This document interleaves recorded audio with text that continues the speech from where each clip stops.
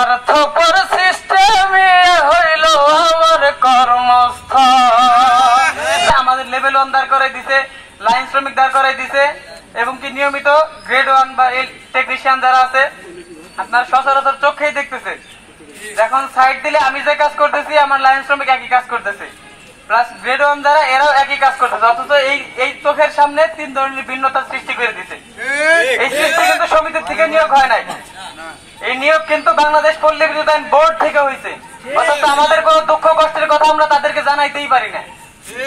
তারা যদি সবকিছু জানতে চায় তাহলে অবশ্যই তাদের মাঠে আসতে হবে, কিন্তু তারা মাঠে না এসে ওই 4 গন্ডির দেওয়াল 24x24 ফিটের দেওয়ালে বসে যা ইচ্ছা তাই করতেছে। আমরা বাংলাদেশের 80টি পল্লী বিদ্যুৎ সমিতির কেন্দ্রীয় কর্মসূচির অংশ হিসেবে আমরা সকল চুক্তিভিত্তিকরা আমাদের চুক্তি থেকে মুক্তি চাই, নিয়মিত চাকরি চাই, এই দাবিতে আর অভিন্ন সার্ভিস কোড, এই দুইটা দাবিতে আমরা আজকে এই ছোটো দিনের মতো আমাদের এই কর্মবিরতি আমরা পালন করতেছি। যদি আমাদের চুক্তি থেকে মুক্তি চাই, নিয়মিত চাকরি চাই, এটা যদি পূরণ না হয় এবং আমরা আপনার মাধ্যমে আমরা মাননীয় প্রধানমন্ত্রী শেখ হাসিনার নিকট আমরা আকুল আবেদন জানাচ্ছি।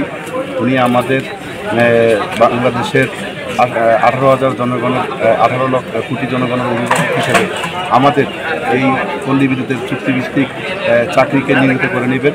যদি আমাদের এই দাবি মানা না হয় তাহলে আমরা এখান থেকে আমরা আরও কেন্দ্রীয় নির্দেশনা আছে, আরও কঠোর আন্দোলনে যাব। এমনকি আমরা সমিতিতে আমাদের গ্রাহকের সংযোগ, বিদ্যুৎ সংযোগ অক্ষুণ্ণ রেখে যেই কর্মসূচি পালন করতেছি, আমরা সংযোগ অক্ষুণ্ণ রেখে আগামীতে আমাদের যদি দাবি দেওয়া পূরণ না হয় তাহলে আমরা বিআরবির সামনে ঘেরাও কর্মসূচি অথবা অবস্থান কর্মসূচি পালন করতে আমরা বাধ্য হব। আপনারা মালামাল কিনে দিবেন, আপনারা সেট করবেন, সেই জিনিস আমি গরুর মতো খুঁজবো।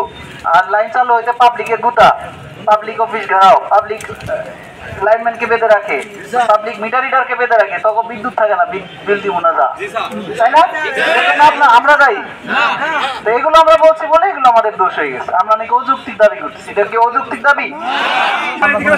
ভাতা পাই না এবং কি কোনো ঈদ বোনাস পাই না, কোনো উৎসব বোনাস আমাদের মধ্যে নাই। ধর্মীয় অনুষ্ঠানে যে একটা বোনাস যা দেওয়া হয় খুবই নামমাত্র, যা দিয়ে আমাদের বাড়ি যাওয়ার গাড়ি ভাড়া হয় না। এবং কি দেখেন গতকাল সিরাজগঞ্জ পল্লী সমিতিতে জনাব মোহাম্মদ শামীম মিয়া এসটি লাইনে আহত হয়ে মারা গেছে স্পটে।